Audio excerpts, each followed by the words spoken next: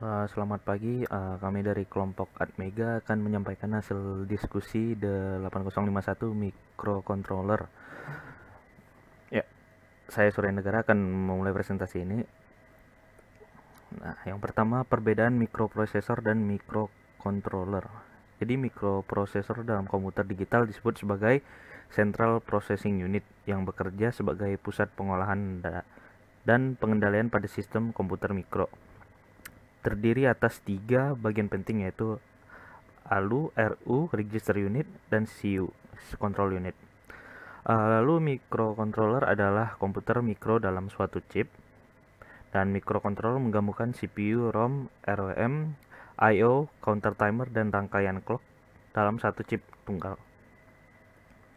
Ya, ini dia perbedaannya, mulai dari konfigurasi pin, jumlah pin alamat, pin data, pin interrupt, I/O, 8 bit, 16 bit, dan lain-lain. Bisa lihat sendiri di tabelnya. Nah, lalu untuk sistem embedded. Sistem embedded adalah kombinasi perangkat keras dan perangkat lunak komputer, baik dengan kemampuan tetap atau dapat diprogram, yang dirancang untuk berfungsi tertentu atau fungsi dalam sistem yang lebih besar. Sistem embedded juga adalah sistem komputasi yang bervariasi, dari tidak memiliki user interface dan ada juga yang memiliki user interface. Jadi sistem embedded memiliki 3 komponen. Yang pertama hardware, yang kedua software dan firmware, dan yang ketiga RTOS atau Real Time Operating System, yang mengawasi software dan menyediakan mekanisme untuk membiarkan prosesor menjalankan proses sesuai penjadwalan untuk mengontrol latensi. RTOS mendefinisikan cara sistem bekerja. Nah, lalu untuk struktur sistem embedded. Jadi ada sensor, ini sensor yang akan menuju ke AD converter dan ke memori. Lalu AD converter balik lagi dan lanjut ke prosesor dan ASIC, dan akan menuju kembali ke memori dan balik lagi, lalu akan menuju ke DA converter dan lalu ke aktuator. Jadi sensor mengukur kuantitas fisik dan mengubah menjadi sinyal listrik yang dapat dibaca oleh instrumen elektronik seperti AD converter. Nah, AD converter ini tugasnya untuk mengubah sinyal analog menjadi digital. Lalu ASIC prosesornya memproses data untuk mengukur output dan menyimpannya ke memori. Lalu DA converter untuk konverter dari digital ke analog. Lalu untuk aktuator membandingkan output yang diberikan oleh DA converter dengan output aktual yang diharapkan yang tersimpan di dalam dan menyimpan outputnya. Lalu karakter sistem embedded. Embedded system yang dirancang untuk melakukan tugas tertentu, bukan menjadi komputer tujuan umum untuk berbagai keperluan.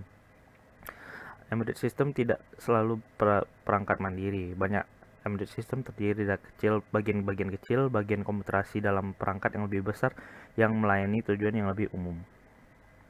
Instruksi program ini ditulis untuk embedded system disebut dengan firmware dan disimpan dalam memori, hanya baca atau memori flash kit. Ya, ini adalah kelebihan dan kekurangan sistem embedded. Kelebihannya mudah disesuaikan, konsumsi daya rendah, biaya rendah, peningkatan kinerja. Lalu untuk kekurangannya, upaya pengembangan tinggi, waktu yang lebih besar untuk memasarkan. Ya, saya akan membahas keunggulan microcontroller dibandingkan mikroprosesor dalam suatu sistem embedded. Jadi, sesuai dengan perbedaan kedua perangkatnya, yaitu microcontroller itu merupakan gabungan dari beberapa komponen lainnya seperti CPU, RAM, ROM, dan input-output. Sedangkan mikroprosesor itu hanya terdiri dari suatu chip yang dapat melakukan komputasi atau CPU. Nah, dari perbedaan tersebut, kita bisa menyimpulkan beberapa keuntungan dari menggunakan microcontroller. Yang pertama itu mengurangi biaya, karena kita sudah memakai semua komponen yang tergabung dalam satu chip, maka kita dapat mengurangi biaya karena kita tidak perlu lagi mencari komponen-komponen untuk disambungkan ke CPU. Semua komponen yang kita butuhkan seperti RAM, ROM, input-output sudah tergabung menjadi satu dalam microcontroller tersebut. Karena itu juga sistem embedded yang menggunakan microcontroller itu pada umumnya tidak terlalu memakan banyak tempat, sehingga sistem ini bisa dibuat lebih kecil. Jadi kita bisa menggunakannya buat perangkat-perangkat yang mungkin lebih kecil. Nah, keunggulan lainnya pada microcontroller itu adalah di konsumsi daya yang digunakannya. Karena semua komponen microcontroller itu sudah terhubung jadi satu, seperti yang sudah kita ketahui, dia itu membutuhkan daya lebih sedikit. Selain itu, pada umumnya, komponen-komponen yang ada pada microcontroller itu tidak memiliki kecepatan yang sangat tinggi, tetapi dicukupkan untuk tugas yang ingin dilakukan. Iya, melanjutkan presentasi dari teman saya, yaitu bagaimana caranya kita memilih kriteria memilih microcontroller dibanding pada sistem embedded. Nah, biasanya untuk memilih microcontroller ini tergantung kebutuhan kita masing-masing. Kita mau gunain buat apa gitu ya. Cuman pada umumnya ada 3 hal yang harus kita perhatikan. Hal yang pertama diperhatikan adalah efisiensi dan cost biaya dari microcontroller yang kita keluarkan tersebut gitu. Terus juga selain efisiensi dan biaya, menarik dari poin pertama ini, kita juga harus mempertimbangkan speed-nya dari microcontroller tersebut, packaging apakah bagus atau tidak, terus juga disipasinya atau power consumption-nya yang tidak terlalu banyak mengeluarkan panas gitu loh. Terus juga jumlah RAM dan ROM pada chip juga berpengaruh karena semakin besar RAM dan ROM-nya akan semakin efisien kita untuk bekerja pada microcontroller tersebut gitu loh. Terus juga di kriteria kedua kita juga bisa memilih bagaimana mudahnya microcontroller tersebut untuk dikembangkan. Misalkan untuk assembling, untuk debugger, untuk efisiensi si language compiler maupun untuk emulator. Jadi kalau semakin semakin mudah microcontroller tersebut untuk dikembangkan pada hal-hal yang lebih kompleks, maka akan semakin bagus untuk kita gitu loh. Terus juga kriteria ketiga adalah kesediaan jumlah yang dibutuhkan. Jadi kalau misalkan di barangnya bagus nih, tapi goib barangnya tetap aja jadinya nggak bagus juga buat konsumennya karena tidak sesuai jumlah permintaan dengan pemasukannya gitu loh. Oke. Melanjutkan materi selanjutnya yaitu keluarga microcontroller, khususnya microcontroller dari 8051. Nah, saya Aditya Galip dari kelompok Atmega. Nah, microcontroller 8051 ini berasal dari keluarga MCS51 yang terdiri dari beberapa microcontroller seperti 8051, 8031, 8751H, 80C51, 80C31, 8052, dan 8032. Nah, setiap microcontroller ini memiliki pola atau bentuk detail yang berbeda-beda.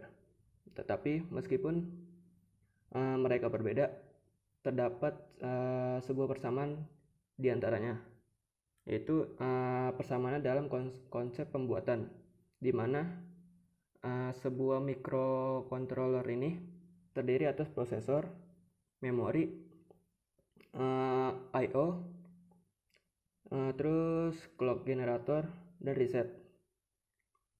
Nah, lebih mengenal tentang microcontroller 8051 ini, pada tahun 1980 perusahaan Intel mengumumkan bahwa sebuah microcontroller yaitu 8051 yang termasuk dalam keluarga MCS51. Nah, 8051 ini memiliki lebih dari 60.000 transistor di dalamnya, serta memiliki spesifikasi 4 KB ROM, 128 byte RAM, 32 jalur I/O, serial port, dan 2 timer 16 bit. Nah, MCS51 ini merupakan sebuah keluarga microcontroller 8 bit. Mereka beroperasi pada frekuensi 12 MHz. Dan 8051 ini diperkenalkan oleh perusahaan Intel sebagai pengganti dari generasi sebelumnya, yaitu MCS48. Nah, MCS51 sendiri ini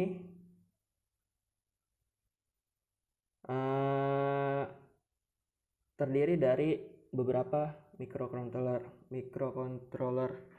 Di antaranya itu 8051, 8031, 751, 8052, 8032, dan 8752. Nah, masing-masing di antaranya itu memiliki konfigurasi yang berbeda-beda. Namun, perbedaan pokok